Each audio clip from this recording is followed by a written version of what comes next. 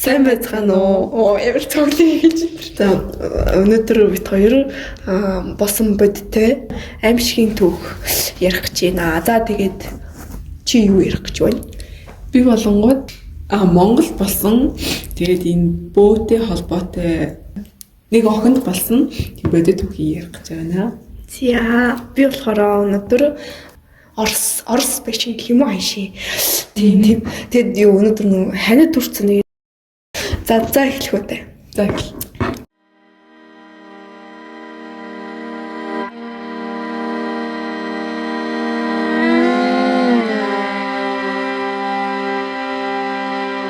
За энэ хүү бэшин болохоор Оростой болохоор өнгөгүй Кремль, Москвагийн тэр бастионы тэгээд сүнсний орчуулгын газар гэх мэт юм амар юм сонин нэрштэй байд юм л дээ. Гэхдээ яг албан ёсоор засгийн газрын орон сууц гэдэг нэртэй байхгүй юу? За тэгээд яг түүх нь болохоор Октябрийн хувьсгалын дараа нийслэлийг Санкт-Петербургаас одоо Москва руу шилжүүлэх үед төрийн албан хаагчдын оршин суух тоон ихсээд тэгээд оршин суулгах газар одоо ингэж хэрэгтэй болсон байгаа. Тэгээд улс төрийн дээд тийм том гарууд байгаас элитүүдийг одоо хүлээн авах зориулалттай тийм тусдаа тийм орон сууц барий хийдүүлээ гэлтгсэн байгаа байхгүй юу?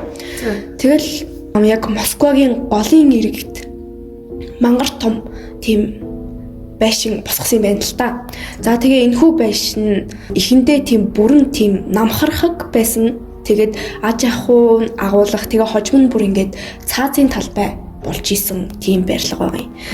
Тухайн үед 12 давхар 24 орц 500 гаруй тийм орон сууцтай энэ байшин нь аюу тийм нэр хүндтэй байсан ч гэсэн Сталины нөгөө нэг хэлмэгдүүлэлт гэж тухайн үед болж исэн юм байна л да. Тэгээ энэ үед энэ газар бол нэлээд муу нэртэй болсон. За яагаад тэгэхээр нөгөө байшингийн оршин суугчдийнх нь яг нэлээд их хэсэг нь тухайн үеийн хэлмэгдүүлэлтэнд өртөөд цаазлагдсан байна. Тэгээд байшингийн оршин суугчдад бодлоо сэтгэл готрол дарамт бол маш их үүсэж тэгээд зарим нь бүр ингээд сэтгэл санааныхаа дарамтыг ингэж дэвсвэрлэж чадахгүй амиа хорлж исэн. За тэгээд тухайн үед чинь мэдээж нөгөө нэг том албан тушаалтнууд амьдардаг байсан гэдгсэн шүү дээ энэ байрлагт. Тэнгүүд тэднийг баривчлахаасаа гадна бүр ингээ хүүхдүүдийг нь хүртэл ингэж одоо баривчилдаг байсан мó. За тэгээд энд амьдарч исэн нэг хүний түүх нь болохоор Сергей Иванович гэдэг энэ хүн тухайн үедээ зөвлөлт холбооны улсын нэртэй тийм зохиолч сэтгүүлч хүн байсан юм.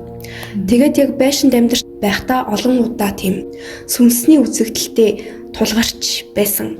За эхний үзэгдэл нь болохоор нэг удаа ингээ шүн ингээ орондоо хөвтөөд унтчихсэн чинь гинэтгэн амар тийм хүүт төргөөд салхи цэвэрлэж эхэлсэн гинэ. Ингээ цонхон мохоо нэгээг байх чинь салхилаад тэгээ гэрийнх нь хаалганы ингээд яг цаанаас нь ийм хөнгөн тийм хүн ингээ алхах чимээс сонсогдсон гинэ.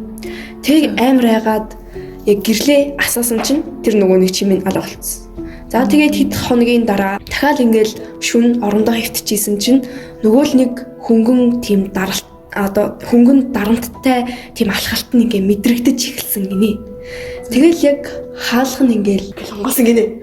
Тэгэл ингээ хөвтчихсэн чинь яг нөгөө хөлийн чимээ нь яг ингэж өөрийг нь зүглэж ирэнгүүтээ хажуу талд нь байсан орон дээр пал суусан гинэ. Тэгэл гинт босоод хажуу тэр ороо ингээл харсан чинь хинч байхгүй угаасаа. Тэгэл дахиад 3 дахь үзэгдэл нь болохоор дахиад шүн унтчихсэн чинь гинэт сэрээд ямар ч шалгаагүй ингээл хүн сэрдэг дээ. Тэгэл сэрсэн чинь одоо орных нь дэргэд нэг хүн ингээд зогсож ирсэн. Тэгээ айгаад гэрлээ гис асаасан чинь угаасаа тэр нөгөө нэг юм байхгүй олоо болчихж байгаа байхгүй юу. Тэгэд ер нь бол тэнд амьдарч исэн бас нэлээд хідэн тийм хүмүүс байдаг. Гэхдээ яг нөгөө нэг тухайн үед нөгөө хэлмэгдүүлэлт гээд тэр мэдээллийг ер нь бол цацгаасаа одоо яасан гэх юм хориглосон гэх юм. Тэгээд ер нь бол Оростой одоо бол нэлээд тийм алдартай сүнстэй гэдгээрээ алдартай тийм байшин байд юм байна. Тийм. Тэгэлээ юу юм? Тэрэнд. За миний холонгууд гээд Монгол болсон нэг охины талаар түүх байгаамаа. За маань ингээд ингээ говь алтай ингээд уулс дунд орон нутгийн жижигхэн тосгонд амьдардаг нэгэн охины цовлонгийн түүхийг ярьж өгье. 2001 оны зүүн ингээ хотоос ирсэн оюутан охин инхтэн ингээд өвөөгийнхөө нутгаар иржээ. Тэр хотоос гинтэл ингээ хөдөөний амьдрал тасан зохицох гэж зүдэрч байсан нэг. Гэр бүлийнхэн түүнд хэд хэдэн удаа сануулж хэлсэн мэт л та нэг л зүйлийг. Тэр нь болонгод чи онготтойгоо нүүр тулж магадгүй үүнийг бүү үл тоогоорой гэж хэлсэн ч ингээд инхтэн ингээд тэрийг ингээд угаасаа итгэхгүй шүү дээ. Энд хэлсэн. Чи итгэхгүй мэдгээл шууд хэлээл би л итгэхгүйсэн ба. За тэгээд нэгч болонгууд энд уг зүйл ингээд итгэхгүй бөө гэж ихэд ийм хуучинсаг шашны би л итгэхгүй гэж бодож байсан. Гэвч тэр ч ингээд зүүдэндээ өвөөгийнхөө тухай хачирхалтай дүрс зураг харжээ. Уулын оргил дээр цагаан хувцастай нүүрэн цагаан настай ир гарч ирсэн. Чи намайг дагах ёстой зүгтэж болохгүй гэж хэлжээ инхтэнд. За тэгээд зүүд тэр шөнөөс эхлэн давтагдаж эхэлсэн. Инхчин өдөр бүр дотор нь нэг төрлийн ингээ халуу оргилж ингээд тархин ингээд дарагдаж унтаж чадахгүй болжээ. За тэр ганцаараа биш гэрийнхэн ч түүнд юу болж байгааг анзаарч эхэлсэн байна. Орой бүр гэрийн булан бүрт үл мэдэгдэх ингээ амьсгалын чимээ сонсогдож хинч байгаагүй газараас сүүдэр хөдлөж байв.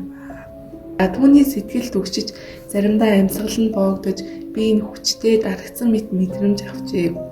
Инхчин эдгээр айдтайгаа ганцаараа тэмцэж чадхаа болсон тул гэрийнх нь нутгийн бөөг дуудаж тусламж гуйжээ.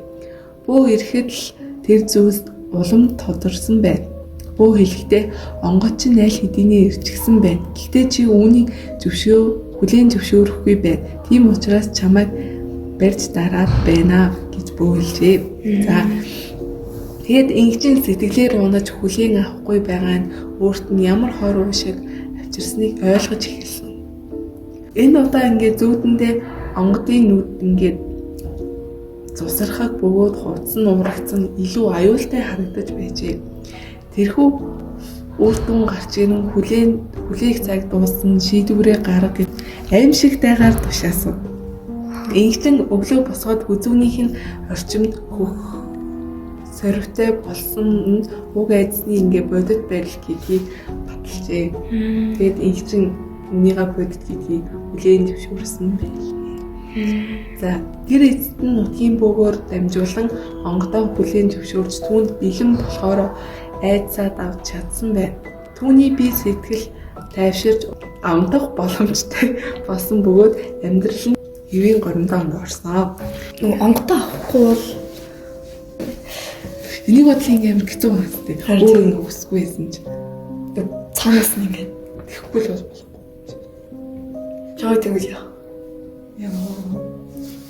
Хэцүүд юм дээ. Би дандаа ойлгохгүй. Өвдгөөд яагаад би ийм амьдралаар өвдөх. Миний хоёр дахь түүх болохоор зөө. Бээжин хотын бас нэг аимшигтай байшингийн талаар ярина. За Бээжин хотод болохоор нөгөө нэг дөрвөн тим сүнстэй гэж яриаддаг орон сууц байт юм л та. Тэгээ нэг нь болохоор за би нөгөө нэг юу хятад хэлгүй болохоор мэдэхгүй байна. Тэгээд ямар 81 дэх байр гэж зөө. Тэгээ хоёр дахь нь болохоор нэг хуухаа көдөв байшин гинэ. Орсон болохоор 33 дахь байр. Зөө. Дөрөвдүгээр нь бас мэдэхгүй. Энэ ямар бахан төвснүүд байгаад байна. За тэгээ эдгээрээс заяа. Бахан зураас. Бахан зураас байгаад байна. Энэ бас өсөөл байх та. За тэгээд эдгээрээс өнөөдөр заяа. 81-р байрыг нь ярина. За зүгээр л тав төрөлгүй тийм ээ. Зүгээр л ярина гэж болтгоо. Дараа нь дөрвийн буцаа ярих юм бэл. Түүх нь болохоор 1900-аад онд тухайн үеийн одоо Хятадын эзэн хаан энэ газрыг нөгөө нэг англичуудад зориулаад сүм барих зөвшөөрлөөр энэ байрыг бариулж байсан юм байна. Тэгтээ нөгөө нэг барилгын ажил нь удааширсан. Яагаад гэвэл нөгөө нэг тухайн үед дайнд игдсэн. Тэгээд улмаар яг нэг бариад нэг орхицсон байсан нэг балгасрах юмд нь заяо цэргийн нэг офицер амьдардаг байж л дээ. Тэгээд тэр офицер нь болохоор өөрийнхөө эхнэр хүүхэд буюу тэг гэр бүлээ орхиод Тайван улс руу цугцсан. Тэгээд эхнэр нь одоо ингээд ардаа үлдчихэж байгаа штэ тий. Тэгээд тэрнээсээ болоод одоо нэг өрөөндөө өөрийгөө одоо дүүжлээд амиарлчихсан. Тэгээд үүнээс хойш яг энэ барилгад амьдэрсэн хүмүүс нь дараалаад нас бараад тэгээд соёлын хувьсгалын дараа бүр ингээд хинч очихоо хэлсэн маа. Тэгээд засгийн газар болохоор энэ барилгыг нураа гэсэн тийм тушаал гаргасан ч гэсэн нөгөө нураах гээд байгаа ажилчид нь ингээд учир битүүлгээр алга болдог аль эсвэл өгдөг. Нөгөө нэг амиа орсон тэр эмэгтэйгийн дараа оршин суугчид нь хөршүүд нь тийм аимшигтай зүйлсүүдийг мэдэрч эхэлсэн. Шүн дунд ингээд салхиглаад аль эсвэл бороотой шүн сар бүр ингээд нөгөө нэг юу гэдэг лээ бүтэн сар гарах тийм шүнүүдэд яг тэр хажуу барилга ойр хавьяас нэмэгтэй хүний тийм уйлах дуу сонсогддог. Тэгээ дээрээс нь нөгөө нэг ийм эмэгтэй хүний тийм гунигтай тийм шүлэг уншиж байгаа, дуу дуулж байгаа, тийм уянгийн хөгжим ихшгэлж байгаа тиймэрхүү дуунуудыг одоо бол тэр ярьж исэн хүмүүс нь бол нэлийн хөгшөрсөн.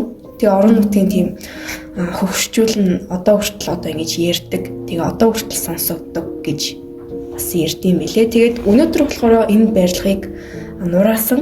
Гэхдээ яг суурин дээр нь худалдааны төв, суурин дээр нь худалдааны төв баригдсан юм байлээ. За өнөөдрийн маань бичлэг үүгээр өндөрлөж байна. За баяртай. Бай бай.